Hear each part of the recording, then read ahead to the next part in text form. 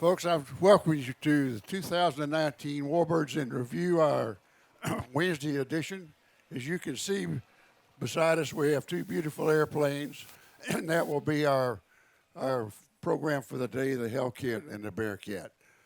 We have a short video up here for a lead-in.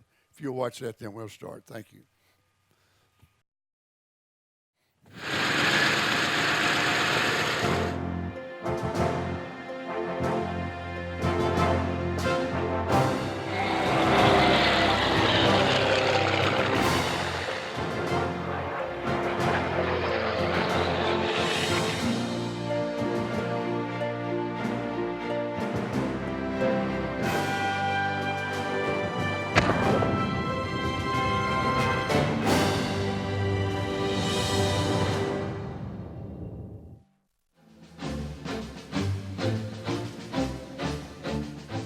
In November 1910, Eugene Ely took off from a modified Navy cruiser on the Virginia coast flying a Glenn Curtiss airplane.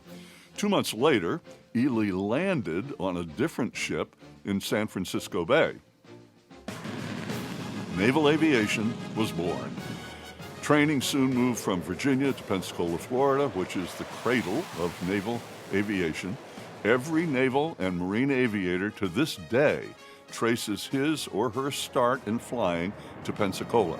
Every Navy aircraft ever flown is housed in the Naval Air Museum at NAS Pensacola. If you love airplanes, especially Navy airplanes, you will love visiting this incredible museum and its National Flight Academy for 7th to 12th graders on Fetterman Way at the museum.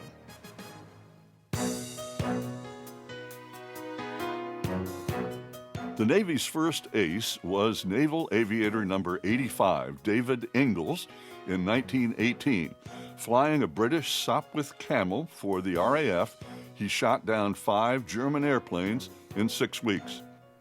Plane design and production proceeded unstopped for the next 20 years, and by World War II, naval aviation had become a power to defend our way of life, particularly in the Pacific Theater, after the surprise Japanese attack on Pearl Harbor, December 7, 1941. Just 4 months later, in April 1942, Jimmy Doolittle led 16 Army Air Corps B-25 bombers from the Navy carrier Hornet in a daring raid. They accurately and successfully bombed targets in Japan that sent a strong message to the Japanese leadership. The message: you made a huge mistake bombing America. Navy planes dominated in the Pacific War.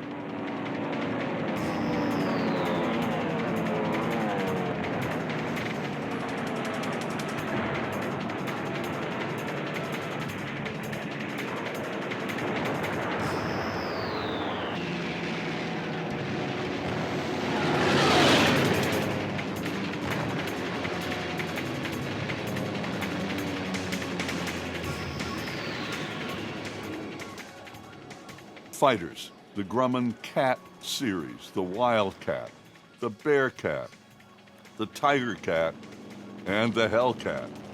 Hellcat pilots shot down over 5,000 Japanese airplanes in the Pacific. The late Alex Vashew, the Navy's 4th-ranking ace, said that he loved his Hellcat so much that if it could cook, he'd marry it. And we have 2 magnificent cat airplanes to explore today, a Hellcat and a Bearcat. To do that with us, Rob Collings and Warren Pietsch.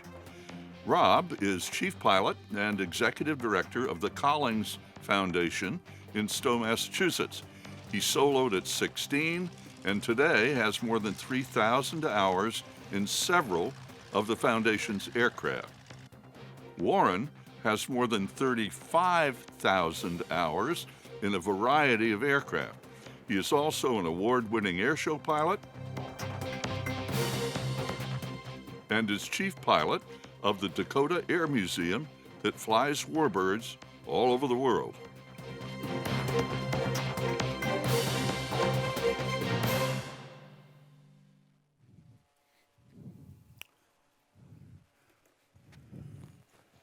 Good morning again. We have the Bearcat and the Hellcat here. Bearcat there, Hellcat here. Let's get these gentlemen seated down here. Here we have Rob Collins. He's with the Collins group. And we'll just start off.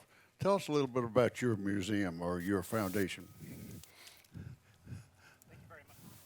They'll turn it on. Collings. It's dead. Yes, dead.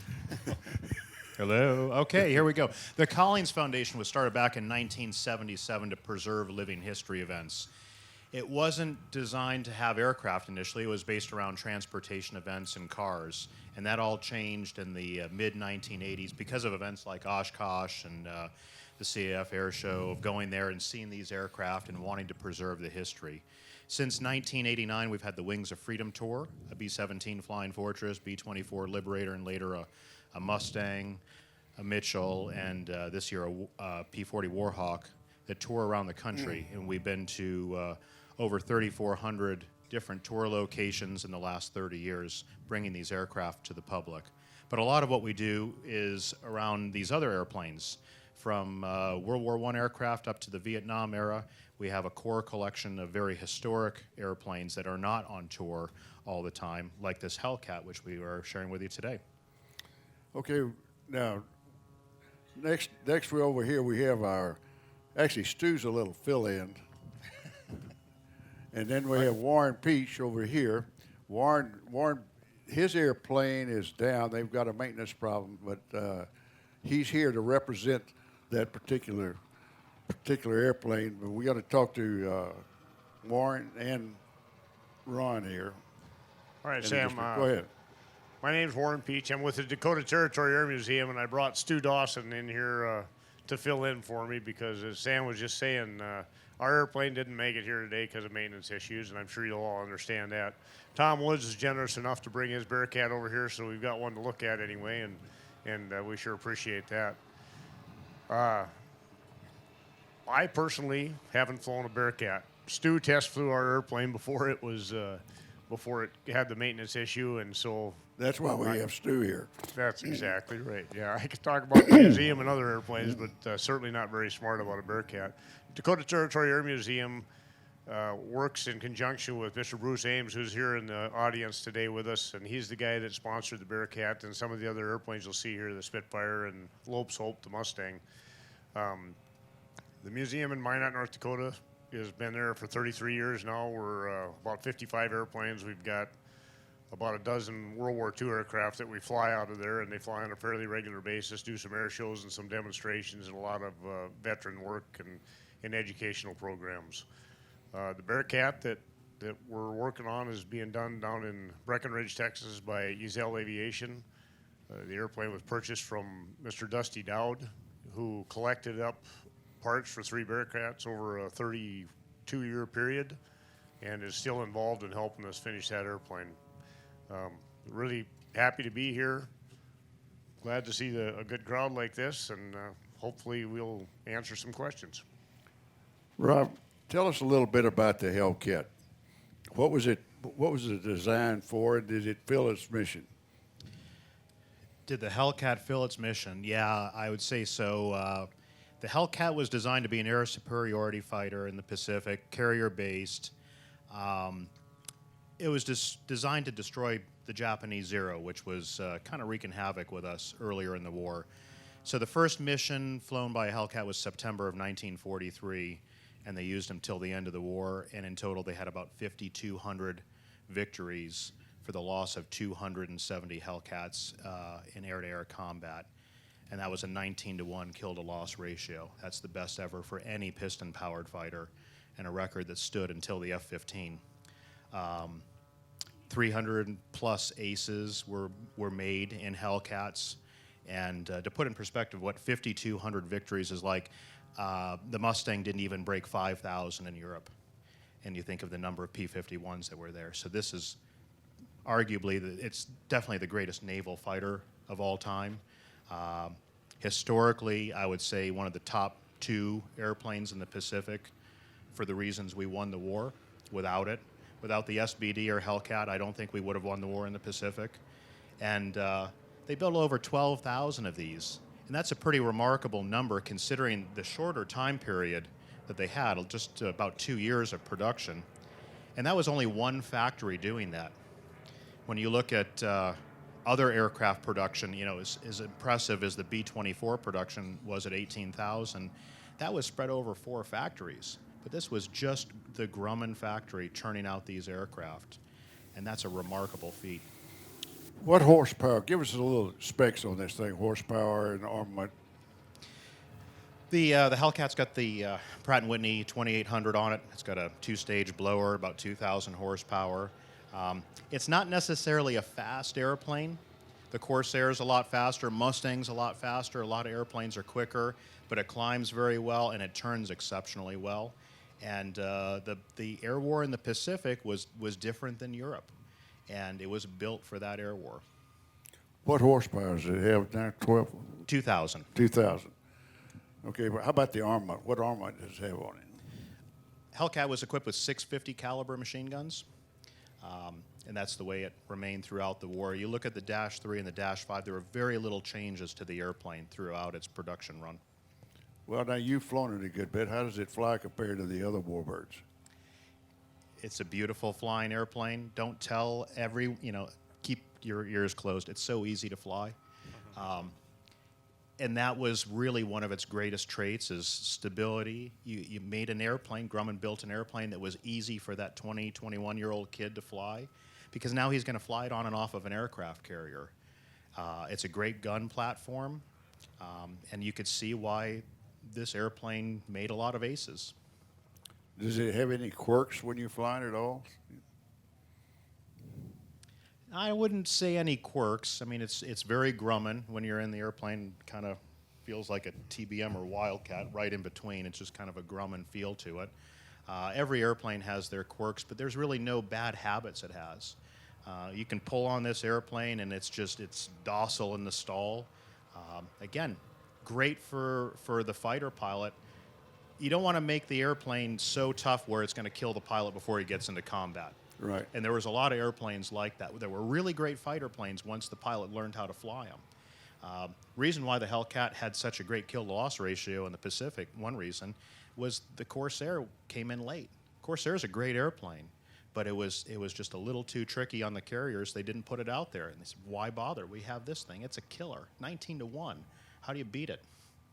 Not very well. Not very well. Now, Vince, I understand that you had a great deal to do with the restoration of this airplane, and you probably know all the history of it. And so it might take 2 or 3 hours maybe to go through this. The history? Rob probably has a better handle on the actual history of the airplane, but Well, whoever. I don't care. if you want the history of the airplane, if you want the history of the restoration, I can tell you that. We'll do that. So my name's Vince Santarelli. I was project manager on the restoration. We took us 7 years, but we didn't work on it continuously. When the tour aircraft come in, we're off of it for 4 months out of the year. But it was a great project to start with. It was all there, which that's not always the case. But I guess 4 of us worked on it full time, and then near the end, of course, we had to recruit a few more people. But very nice project. We had to, the airplane was used in a technical school in the Marine Corps, and they had cut a swath out of the side so you could see the internal structure. And that had been repaired by when Walt Ulrich restored the airplane in the late 60s. And, but we went back and reskinned one whole side of the airplane to make it look, the way it left the factory. What is the history of the airplane? This airplane was built in January of 1944, rolled off the assembly line January 15th. Kind of an interesting story. It's the third pilot who flew it on a test flight was a female. Her name was Cecil Teddy Kenyon, and Teddy learned to fly in the late 20s. She was an aerobatic champion in 1933. She won $5,000 in an aerobatic prize, which in 1933, $5,000 was a lot of money. And she went out and bought a Waco. but during World War II, she was one of 3 female test pilots that Grumman had. In fact, I don't know if they can put it up on the screen. She was even featured in a Camel cigarette ad, a very comic book-looking cigarette ad, and she's at the top says, "I tame Hellcats." So she was a bit of a legend at that time, a real pioneering aviatrix. From there, it was delivered on January 20th to Floyd Bennett Field and accepted by the Navy. And from January 20th up till September of 44, it was assigned to VFN 76, which was assigned in the Pacific at that time. It was on 5 different carriers, and that was part of the time frame of the Marianas Turkey Shoot and quite a lot of historical era. We don't know what carrier it was assigned to because the Navy records just say it's assigned to this squadron. In talking with some of the pilots who were part of that squadron, they said everything went overseas. They were in Quonset, Rhode Island at the time when they went over in January of 44, and they took everything. There was no squadron left in the U.S. A lot of them became aces, and I was really fortunate to talk to 3 of the pilots a few years ago before most of them passed away. And one of them, Buck Dungan, was an ace, and we have some copies of his logbook, and it's just so fascinating to look at it. I mean, these guys were in the thick of it. And in his logbook, they didn't necessarily get kill marks painted on the side of their aircraft because they didn't have their aircraft. They were rotating through airplanes. So they had little rubber stamps of Japanese flags, of Japanese Navy flags. And there's, in one line, there's 4 of them on one flight. And on that mission, he shot down 4 roof float planes. And then he said he went and attacked a destroyer. It was at night. These were night fighters, and he came in, strafed it from one direction. He said, and then I came in, dove down on it, strafed it from the top. He goes, it was the safest thing I ever did because they were shooting in the wrong direction everywhere because it was at night. They couldn't see where he was coming from. But you can imagine the courage of this guy, and also how much ammunition did he have? He just shot down 4 aircraft, and now he's strafing a destroyer. But that turned out to be his last mission because he actually did get a bullet through his shoulder, landed on the wrong carrier, and went home, and his airplane was, unfortunately, that one was pitched over the side. So most of these airplanes, the Navy on an aircraft carrier, they weren't fixing much. Spark plugs, cylinders, maybe little basic patches, but if the airplane had any damage and they were close enough to going back to Ulithi to offload it, they would. If not, it got pitched over the side, and they got more airplanes out there. You think about the number of airplanes that were actually sitting on carriers, it's a small number comparatively to the 12,000 that were built because they were rotating them through so quick. Now, was this primary a night fighter his whole career? Well, that's a difficult question to answer because we don't know. After World War II, as Vince said, it became an instructional airframe in the Navy. It was at Norfolk, and they had opened up the right side of the fuselage. Part of that instruction was they took the right wing and they threw it away. So we don't know what the right wing looked like, if it had screw holes in it for the radome or not. In the 70s, late 60s, early 70s, Walt Ulrich, which is probably a name familiar to a lot of people in Warbirds of America, restored the founder, yeah, kind of an important role, isn't it? Right. He restored this aircraft, and the wing panels were new. They were sitting in the crate at that time, brand new Grumman wing panels. They figured we'll put those on.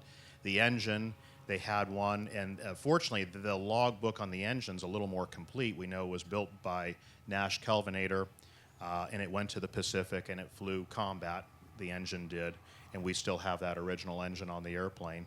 But they got it rebuilt, and they flew it for about 10 hours until someone in the Department of the Navy said, what in the world are you guys doing? You can't be flying this airplane around. And it was parked, and it remained a museum piece until about 2011, 2012, when we were able to do a trade with the Marine Corps through the Navy and acquire this airplane, which was a great win-win. They got something they wanted, and we have this Hellcat, and we're kind of the proud second owner. The first owner was the United States Department of the Navy.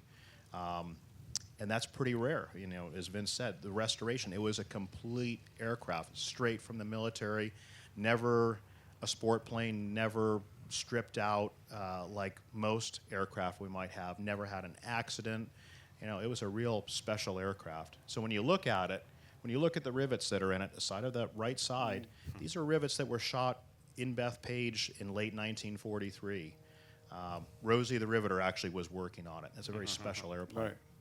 How successful was the Navy with their night operation? They were quite successful. So VFN 76 was the first squadron deployed to the Pacific as a night fighter squadron.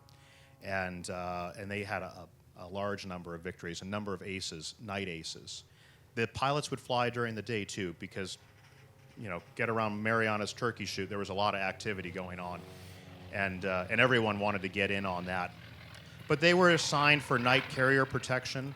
Some Navy captains did not like the night fighters being on board the ships. They wanted to rely on their radar and their air defense and not have other aircraft up. They didn't want to tax their deck crews, where they have to be working 24 hours a day. So there were certain carriers where they didn't want to use them. Later in the war, they assigned one carrier that would be just for night protection. So they would be on a different side of the clock. Okay, thank you very much. Stu, tell us a little bit.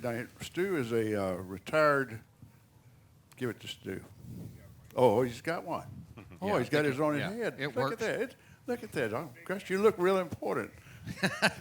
Stu Dawson is a retired airline pilot for Southwest. He's an FAA examiner on numerous airplanes, Warbirds, and he's flown numerous Warbirds. I'm not going to even get to the point. I don't think I could read them all.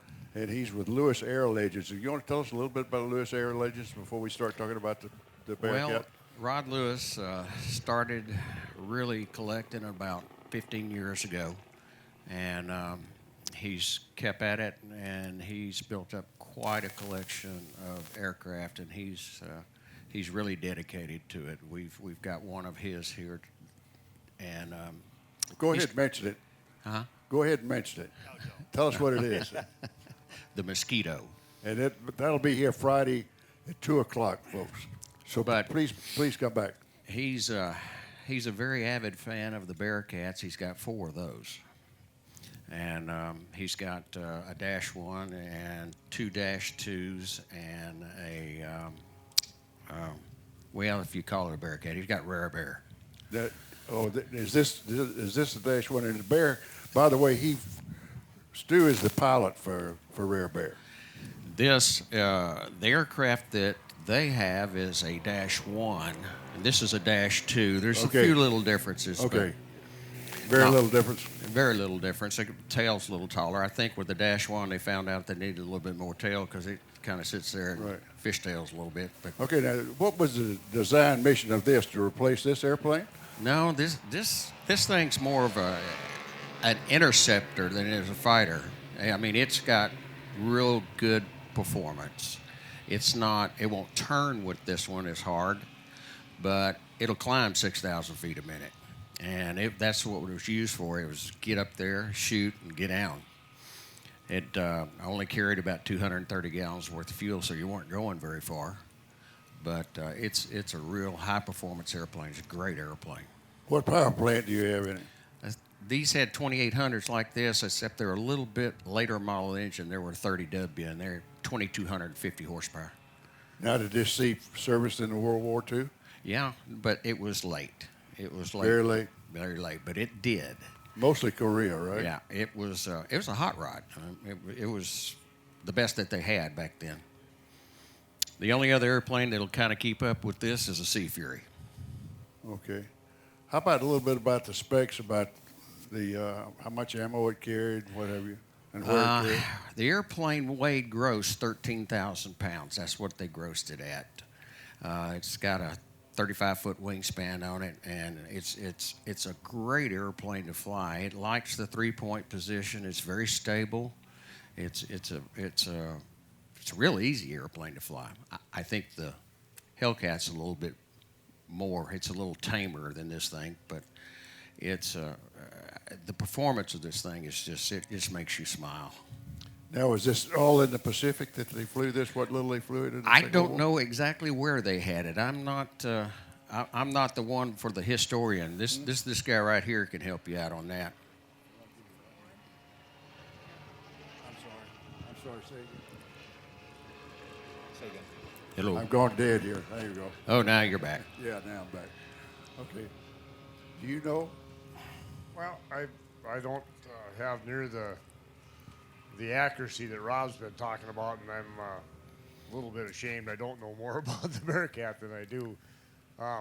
You know, as I understood the airplane, the Hellcat was the dogfighter. It was out there fighting against the qualified Japanese pilots in actual dogfight situations. And by the time the Bearcat came along, it came along as a interdiction against kamikazes, and where they really needed an interceptor, something to launch off the ships, go up and get those airplanes out of the way. And it was designed, like Stu was saying, to be, you know, basically just up and down and get the job done. I think it had a various different armament depending on which airplane they were flying, whether it had cannon or machine gun in it and stuff. It depended on what they decided to do with the airplane and its mission. I think they were also used in Indochina by the French quite a bit, and for some of that wars at the beginning of Vietnam and stuff. And so the airplane did have a fairly long career as a fighter, but not all with the U.S. It was used in some other governments and stuff. And so, you know, a real high-performance airplane, and just leading into the jet age, it was also the first airplane that the Blue Angels flew, I believe, for their act too. Does it have any unusual design characteristics like the Corsair with the inverted gull wing or any of that stuff like that? I think maybe the most unique thing about a Bearcat was the original wingtip design for releasing the G-loads on the airplane, and Stu might be able to talk to that a little more intelligently, but as I understand it, and I'm happy to be correct if I'm wrong, but the airplane was designed originally that if you over-G'd it, the wingtip would break off, and if the wingtip broke off, it would set off an explosive device to make the other wingtip depart, so it was even in its handling characteristics and go back and land. And I think they got rid of that after they had some accidents on deck and had some people injured. That didn't work. Yeah. I would call that unique. But an interesting idea. Later on in life, they started designing airplanes with what they call load relief systems, and I think that was a real early on shot at that, you know. But you know, at that time in our history, things were happening pretty fast, and I think the ideas came out and were developed and tried in combat instead of testing situations. Well, they did R&D in combat. Yeah, How many of these are still flying? Boy, I don't know. There's quite a few out there. Not as many. Make not up like something. Mustangs. These people don't know the difference. I know where. I know where here, four folks. of them are. Yeah. And this Tom Woods, he's had this one forever. And Are they any in Europe? Do you know? There used to be. Stephen Gray had one over there, but has he still got that one? I think so. Yeah. Does he? I hadn't seen it fly in a while. How about Hellcats? How many are they still flying? Do you know? I mean, well, I think, of course, correct me too, but I think there's 5. This would be the 6th one that's capable. I think this is the 5th one right Fifth now. one. There's and the there's 5th one, and then several others under there's restoration. one under construction there at Breckenridge. Yeah, you got one in Breckenridge, Idaho. which is Rods. Yeah. You got the one in Idaho, one or couple, and then Fagan's. Fagan. So 3, and if this is a new one, it's pretty amazing because the population of Hellcats is going to double. It's going to go from 4 to 8 in a period of just a few years, which is wonderful because it's a very rare airplane. Yeah. What's your paint job supposed to represent? Well, we left it in a bad neighborhood, and people started writing on it, it appears. I know who did part of it. But it's delivery paint scheme. This is the way it rolled off the assembly line. So that 476 you see on the nose that was spray painted on there, that's the last 3 digits of the bureau number. Okay. And that way they could just look out on the flight line really quick and see that. And then on the prop, you'll see it says gas okay. And when the pilot went out to do a test flight, they knew the gas was okay, and Tom's going to go fly it. Okay. How about the color scheme of this one over here? Do you guys know? That's typical Navy color scheme. They painted them all like that. How about your airplane that you've got at home now that doesn't fly, by the way? Yeah, thanks. Keep rubbing that in. I really appreciate it. It's dark blue like this in the common deal. It's got a big B on the tail because it flew off of the aircraft carrier Boxer, and we have a nice series of pictures of the airplane both launching and trapping on the carrier and stuff. And so it has some military history and some, you know, it served, and so it was painted up to represent what it was when it flew with the Navy. How long did it take you guys to do your restoration, and what's its history? Well, as I mentioned earlier, Dusty Dowd started collecting parts for Bearcats 32 years ago, I believe now, or maybe even more than that, if you include the restoration. And Bob Odegaard and Dusty and Jerry Beck and I were all talking about things at one point in time, and over the years it ended up that Dusty kind of realized that it was probably a bigger project than he was going to get done, so he agreed to sell the collection to Bruce Ames, and Bruce contracted with Ezel Aviation to restore the airplane. It was a really complete set of airplanes. Great collection of not just parts, but also complete aircraft that had various sorts of damage. One of them had landed short of a runway and flipped on its back, and that's the airplane that we're restoring right now. And this whole, it still went all the way down to nothing. It's not quite like this. I don't think it's got this many original rivets in it like the Hellcat does, but it took it all the way down just to make sure everything is straight, and it's got all new spars in it. And How close to you to having it restored? well, it flew once. Stu flew the airplane, and we had a mechanical issue with it. Yeah. I liked watching it, and I was sitting in it getting ready to go fly it when they pulled the oil screen and found some debris in the screen, and we elected not to fly it. So, I mean, I really would like to fly a Bearcat, and I was about that close when they pulled me out of it. And I was like, man, that just ain't right. I don't know what to do. August, we're hoping for August. We were really, really hoping to have this here, and it's just an ongoing series of things. The impeller was in to be balanced for the supercharger, and the balancing machine broke, and they sent it to another place, and they had problems. And I mean, everybody here knows what that's like, I think. And so the airplane's sitting there waiting to just bolt the engine in and go fly it again, and we hope to do that in August. Now, does it have a particular color scheme that you picked out?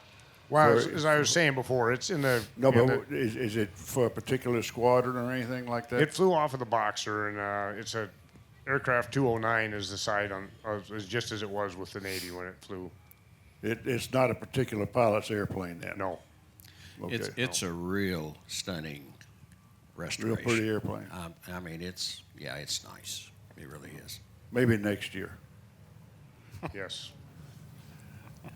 Tell me, what does it mean to you guys to fly these airplanes to these different air shows and have the people look at it and admire it like we have today?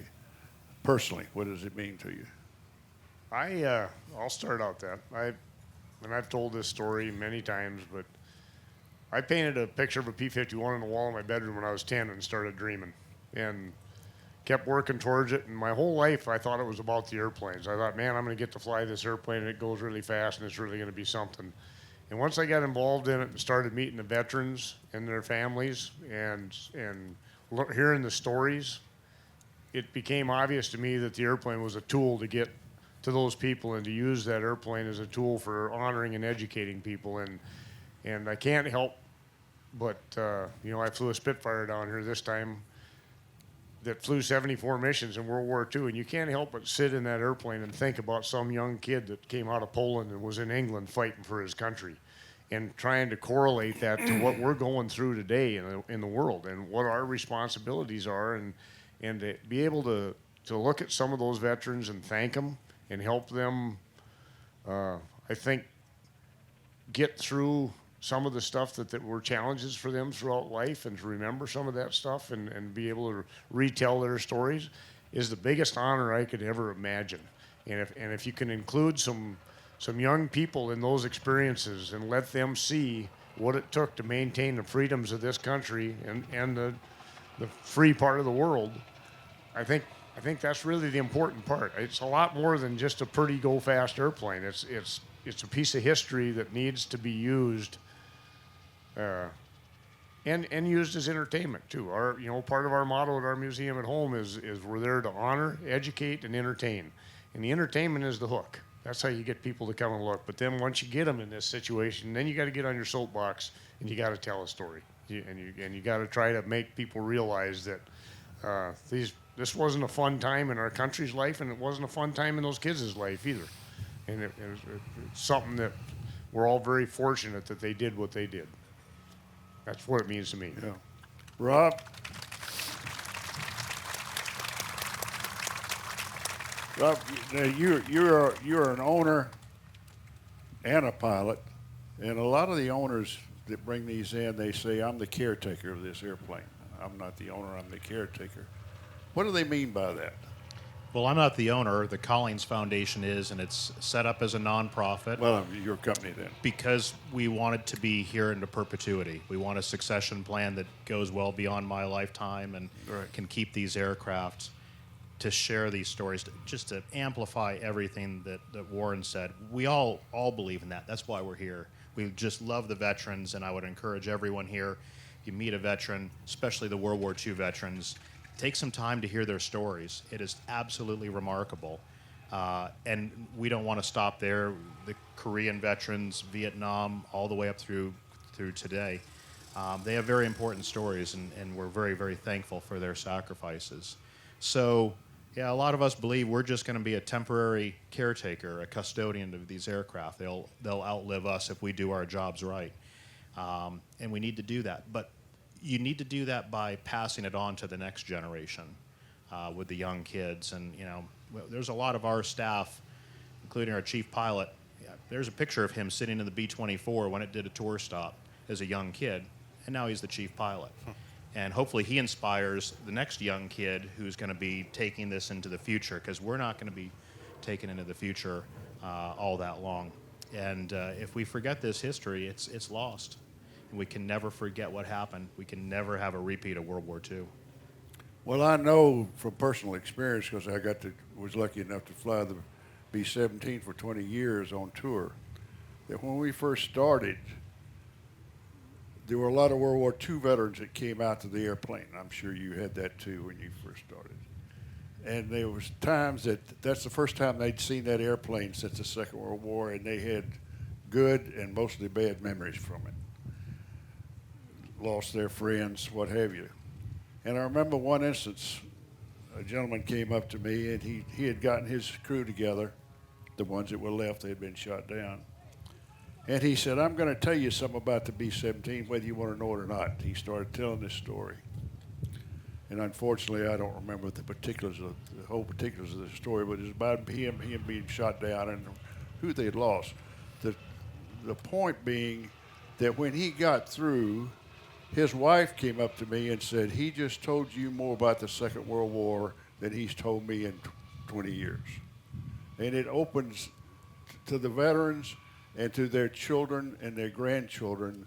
When you bring these airplanes, they want to see what their father, their grandfathers flew. And it opens up. So go ahead. And that's a lot of the connection being made now. There's a lot of family members that are coming out and interacting with these Right. aircraft because they might not have heard their dad's story. Right. But you're 100% right. What EAA has done with their B-17, what we've done with our tour and CAF and so forth, it's given people a location to go to get together. And the number of folks that have come out, kids and grandkids with grandpa, and he'll start telling stories about when he was a B-17 pilot, and they go, Dad, what? I knew you were in World War II, but you were a pilot? They'd have no idea. Right. And it's not until they get together and they have that place to share those stories, will they? And it's been wonderful. I remember Warbirds in review here 2 years ago. We had the Spitfire. Unfortunately, none of the pilots who ever flew our airplane are still alive. Right. But one of the sons flew up from Australia to be part of it because his father flew with that airplane on the first 8th Air Force mission, and it meant And it so meant a much lot for to him Yeah. to come all the way from Australia to talk about the experience. And hopefully he keeps that legacy going with his children and grandchildren. Absolutely. How about you, Stu? Well, keeping this alive is the most important thing. And I'm involved with checking people out in these airplanes and teaching them how to fly, and that's what I do.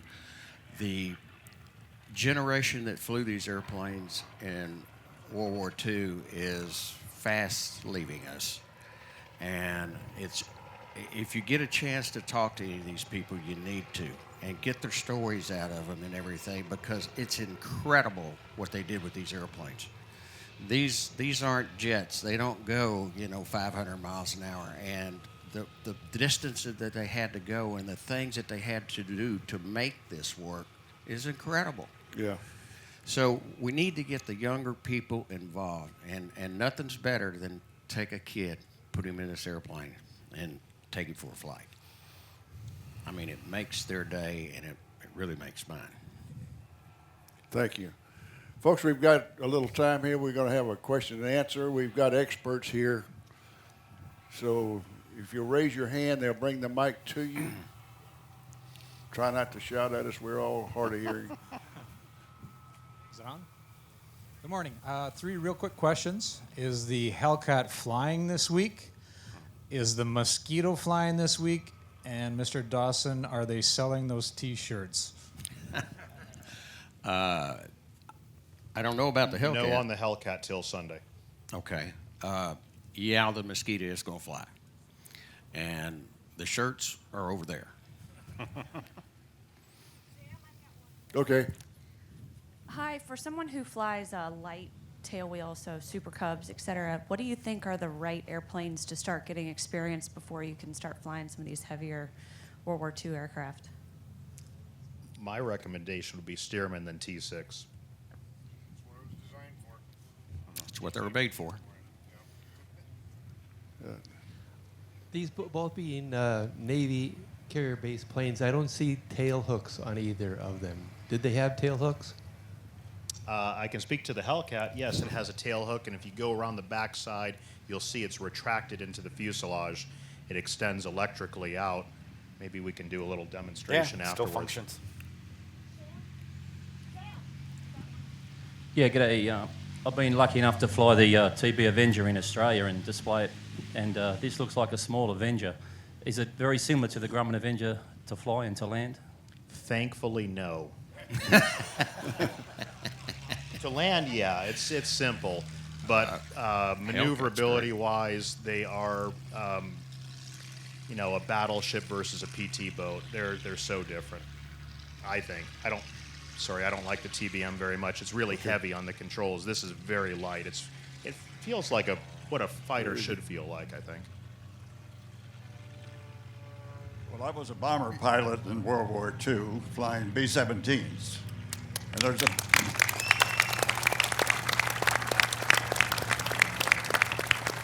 Thank you. Did 25 missions over Germany. And I'd just like to point out the vast difference between fighter pilots and bomber pilots. And I'd like for you to address, if you would, something about the armament on these two Navy fighters, which of course were from another theater of operations. But it appears that the Hellcat carried nothing but the 650 caliber machine guns. But the Bearcat apparently was a fighter/bomber. Is that not correct? No, Because you not apparently really. have some shackles on the outside, on the wings that could carry external bombs, or were those fuel tanks?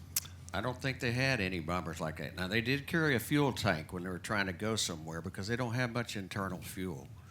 But I Internal bombs, don't know of looks like any those that are were bombers. bombers. Its design role was an interceptor, and it was great for that. I think in Vietnam they tried to make it close air support, and it did not do very well at all because that's not what it was designed for. Yeah, the Hellcat really is designed as an air-to-air aircraft. It's got, as you say, the 650 caliber machine guns. So same as a Mustang versus the 20 millimeter cannons that came along later. You look at the Hellcats, they did drop some bombs. That's really not what it was designed for. The Hellcat, the carriers with the Hellcat, they were going to go through, press ahead, and destroy the Japanese Navy. That was their role.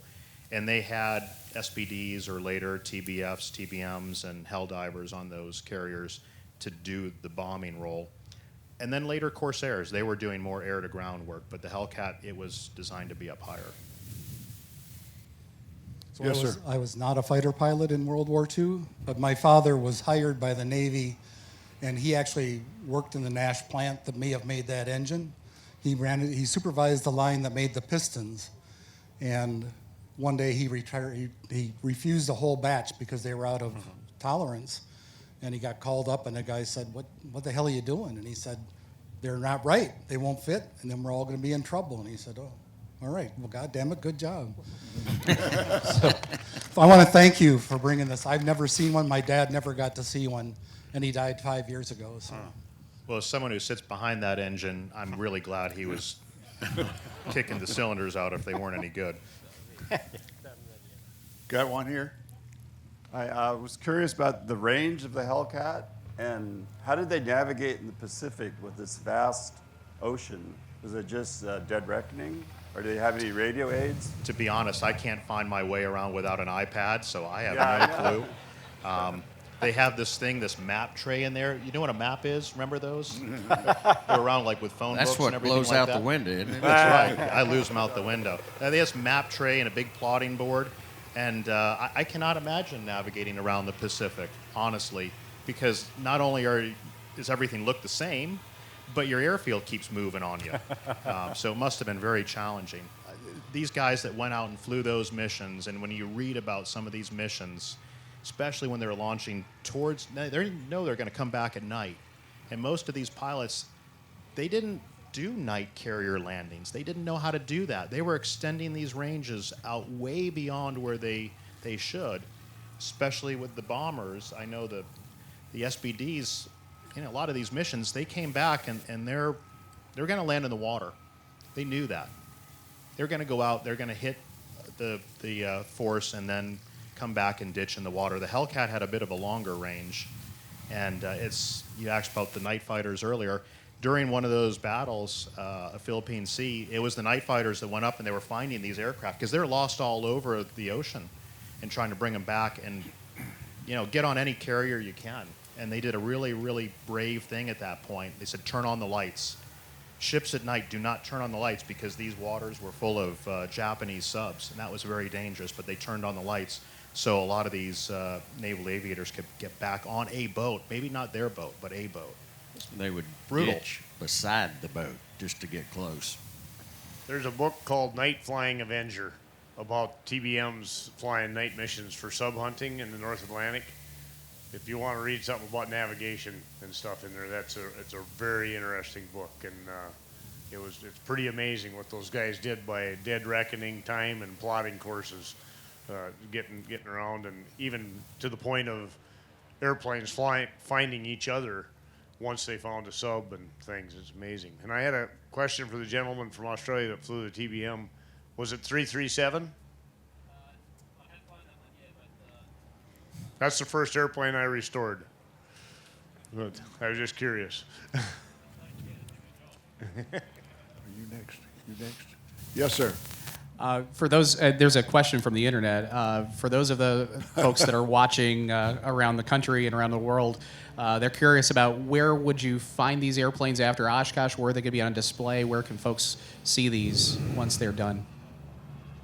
Well, the Collins, you're on tour. Are you on tour with this airplane, or are you on tour with the other airplanes? The Hellcat is not on tour regularly with the other aircraft. It will be going from here to Valparaiso, Indiana, and it'll be on display with the Wings and Freedom Tour next week in Valparaiso.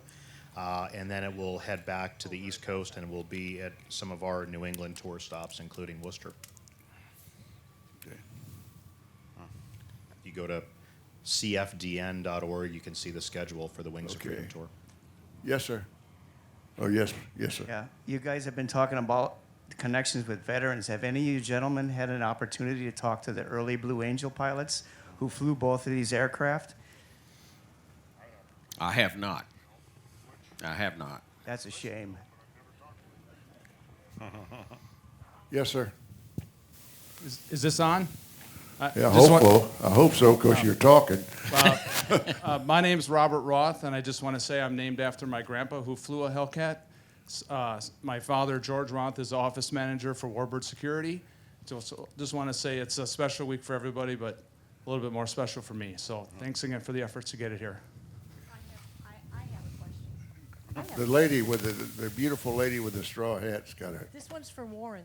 When your airplane is fixed, completed, and ready to go, where can people see yours? Hopefully in the sky. But Well, that's a good answer. It'll be at the Dakota Territory Air Museum in Minot, North Dakota. Thank you. Okay, by the way, at the end of the Q&A, the little lady with the pretty hat, she's going to have a little basket, and she's got challenge coins. And for you people that don't know what a challenge coin is, the military people, they come up and ask for the coin. They know you have it, and if you don't have it, you have to buy them a beer. So that's what the challenge coins are for. And they're donated by the Fighters World War II Museum, that's Fagan Fighters Museum, excuse me, in Granite Falls, Minnesota. And while I'm making that point, I'd also like to mention the fact that you had a phone call there with a question, and that's coming from flyingtv.com. And they're over there in the little blue tent, there's a discount coupon that you can use to get on flyingtv.com. Kyle, how many different flying articles? There's 700 different items that you can look at in there, including all this Warbirds in review. All of them. Was there any more questions? Okay. Okay. Yes. Go ahead. A question for you about the Hellcat.